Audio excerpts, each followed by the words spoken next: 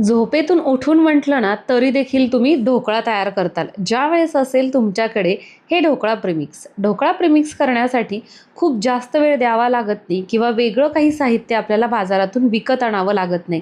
घरगुती साहित्यामध्ये अगदी झटपट हे ढोकळा प्रीमिक्ससुद्धा तयार होतं आणि त्याच्यापासून ढोकळासुद्धा. डिटेलमध्ये रेसिपी पाहण्यासाठी रेसिपी शो या आपल्या चॅनलला व्हिजिट करा. अगदी प्रमाणशीर ही रेसिपी तुम्हाला पाहायला मिळेल.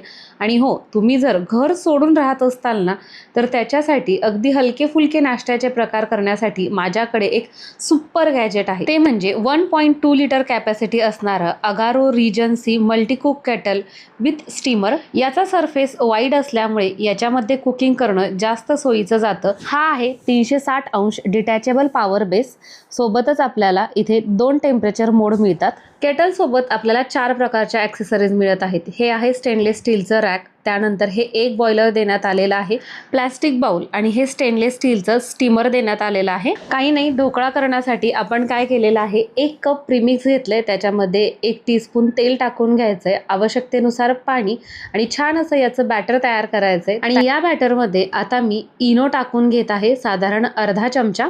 व्यवस्थित असं परत एकदा याला हलवून घ्यायचं. बॅटर तयार झाल्यानंतर आपण या केटलमध्ये पाणी ओतून घेत आहोत आणि आता या पाण्याला आपल्याला उकळी येऊ द्यायची आहे.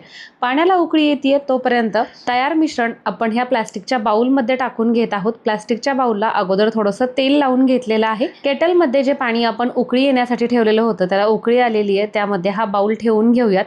झाकण ठेवायचंय आणि साधारण 15 मिनिटांसाठी आपण हे स्टीम करून घेतोय. 15 मिनिटांनंतर तुम्ही इथं बघू शकता आपला ढोकळा छान अशा पद्धतीनं फुगलेला आहे. मस्त हा ढोकळा तयार होतो. आता याच्यावरती तुम्ही तुमच्या आवडीनुसार आणि सोयीनुसार फोडणी करू शकता. रेसिपी पूर्ण पाहण्यासाठी रेसिपी शोला व्हिजिट करा. आणि हो, जर हे स्टीमर तुम्हाला हवं असेल तर डिस्क्रिप्शन बॉक्समध्ये लिंक देत आहे, चेक करा.